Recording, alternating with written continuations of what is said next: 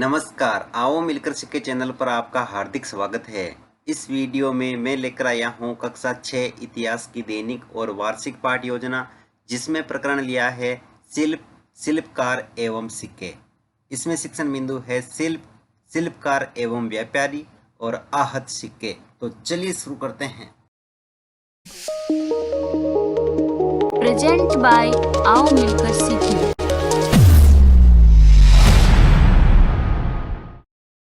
सर्वप्रथम लिखेंगे विद्यालय का नाम, जहां पर आप ये लेसन प्रस्तुत करेंगे।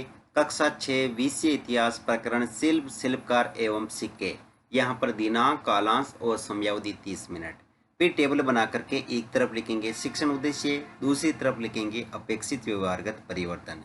शिक्षण उद्देश्य में पहला लिखेंगे ज्ञानात्मक। इसमें लिखना है विद्यार्थी शिल्प तथा शिल्पकार एवं आहत सिक्के के बारे में प्रत्यास्मरण कर सकेंगे। विद्यार्थी शिल्प तथा शिल्पकार एवं आहत सिक्के का प्रत्याविज्ञान कर सकेंगे। अवबोधात्मक, विद्यार्थी शिल्प तथा शिल्पकार एवं आहत सिक्के की व्याख्या कर सकेंगे। विद्यार्थी शिल्प तथा शिल्पकार एवं आहत सिक्कों का वर्गीकरण कर सकेंगे।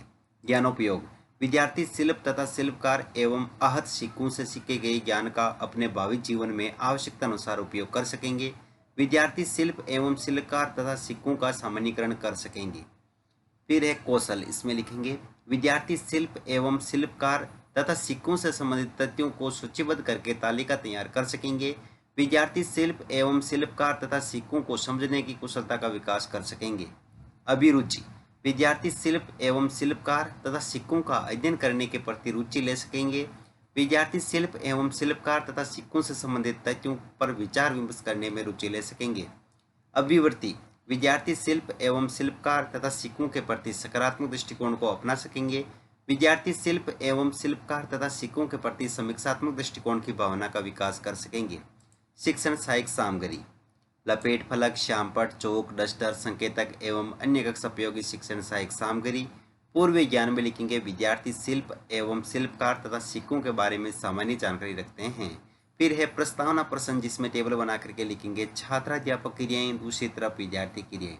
अगर आप छात्राध्यापिका हैं तो जहां पर भी छात्राध्यापक लिखा है उसकी जगह आप छात्राध्यापिका लिखेंगे।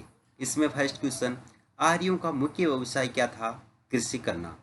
कृषि द्वारा कौन कौन सी फसलों का उत्पादन किया जाता है? गेहूं, जौ, चावल, कपास आदि।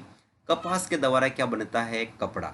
कपड़ा आदि किस क्षेत्र के अंतर्गत आता है? शिल्प व शिल्पकार के। शिल्प व शिल्पकार के बारे में आप क्या जानते हैं? समस्यात्मक प्रश्न उद्देश्य कतार में लिखेंगे आज हम शिल्प एवं शिल्पकार तथा सिक्कों के बारे में विस्तृत अध्ययन करेंगे। फिर है प्रस्तुतिकरण, जिसमें टेबल बना करके लिखेंगे शिक्षण बिंदु, छात्राध्यापक क्रियाएं, विद्यार्थी क्रियाएं, विधि प्रविधि और श्यामपट्ट सार। शिक्षण बिंदु में पहला लिखेंगे शिल्प। इसमें विकासात्मक प्रश्न में फर्स्ट क्वेश्चन, औजार, बर्तन आदि वस्तुओं के अवशेष कहाँ पर मिले हैं? पुरास्थलों में। पुरास्थलों से किसके नमूने मिले हैं? शिल्पों के।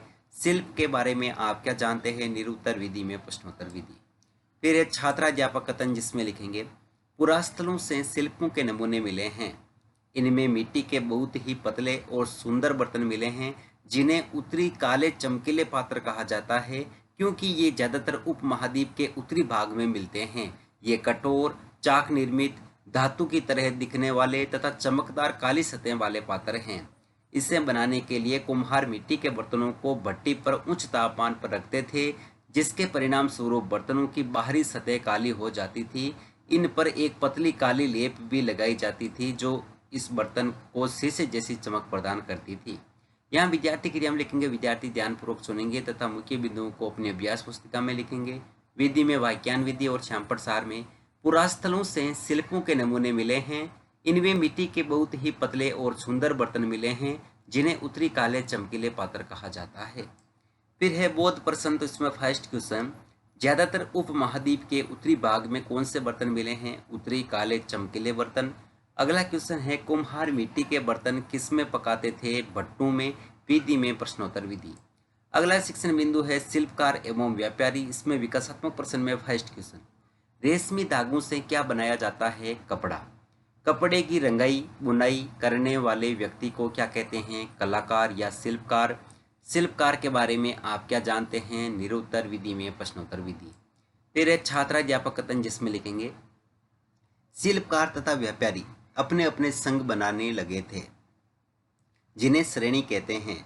शिल्पकारियों की श्रेणी का काम प्रशिक्षण देना, कच्चा माल उपलब्ध कराना तथा तैयार माल का वितरण करना था, जबकि व्यापारियों की श्रेणियों व्यापार का संचालन करती थी। श्रेणियां बैंकों के रूप में काम करती थी, जहां लोग पैसे जमा करते थे। इन धन का निवेश लाभ के लिए किया जाता था।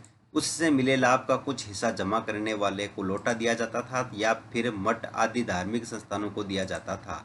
यहाँ विद्यार्थी क्रिया में लिखेंगे। विद्यार्थी ध्यानपूर्वक सुनेंगे तथा मुख्य बिंदुओं को अपने अभ्यास पुस्तिका में लिखेंगे। विधि में वाक्यान विधि और श्याम प्रसार में शिल्पकारियों की श्रेणियों का काम प्रशिक्षण देना आदि उपलब्ध कराना था, जबकि व्यापारियों की श्रेणियां व्यापार का संचालन करती थी। फिर है दोस्तों बहुत प्रश्न, इसमें फर्स्ट क्वेश्चन, कच्चा माल कौन उपलब्ध करवाता था? शिल्पकार। व्यापारी धन का निवेश किस रूप में करते थे? लाभ के रूप में। विधि में प्रश्नोत्तर विधि। फिर अगला शिक्षण बिंदु है आहत सिक्के, जिसमें विकासात्मक प्रश्न में फर्स्ट क्वेश्चन, छोटे छोटे राज्यों को पुनः किसने संगठित किया था? हर्षवर्धन ने। हर्षकालीन में कौन से सिक्के प्राप्त हुए थे? सोने के सिक्के। आहत सिक्के के बारे में आप क्या जानते हैं? निरुत्तर विधि में प्रश्नोत्तर विधि। फिर है छात्राध्यापक कथन, जिसमें लिखेंगे पुरातत्वविदों को इस युग में हजारों सिक्के मिले हैं। सबसे पुराने आहत सिक्के थे जो करीब 500 साल चले थे। चांदी या सोने के सिक्कों पर विभिन्न आकृतियों को आहत कर बनाए जाने के कारण इन्हें आहत सिक्का कहा जाता था। आहत सिक्के सामान्यतः आयताकार और कभी कभी वर्गाकार या गोल होते थे। ये धातु की चादर को काटकर या धातु के चपटे गोलिकाओं से बनाए जाते थे। सिक्कों पर कुछ लिखा हुआ नहीं होता था, बल्कि इन पर कुछ चिन्ह ठप्पे से बनाए जाते थे, इसलिए आहत सिक्के कहलाए। ये सिक्के उपमहाद्वीप के लगभग अधिकांश हिस्सों में पाए जाते हैं। यहाँ विद्यार्थी क्रिया में विद्यार्थी ध्यानपूर्वक सुनेंगे। विधि में वाक्यान विधि और श्याम प्रसार में चांदी या सोने के सिक्कों पर विभिन्न आकृतियों को आहत कर बनाए जाने के कारण इन्हें आहत सिक्का कहा जाता था। यहाँ पर आहत सिक्के का इमेज लगाएंगे और बोध प्रश्न में लिखेंगे फर्स्ट क्वेश्चन, सबसे पुराना सिक्का कौन से थे? आहत सिक्के। आहत सिक्के कब तक चले थे? तो 500 साल तक। विधि में प्रश्नोत्तर विधि।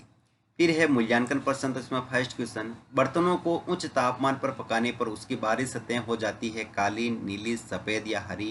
व्यापारियों को श्रेणियां का संचालन करती थी व्यापार या शिल्पकार। श्रेणियां बैंकों के रूप में काम करती थी, सत्य या असत्य। आहत सिक्के का सामान्यतः आकार कैसा होता था?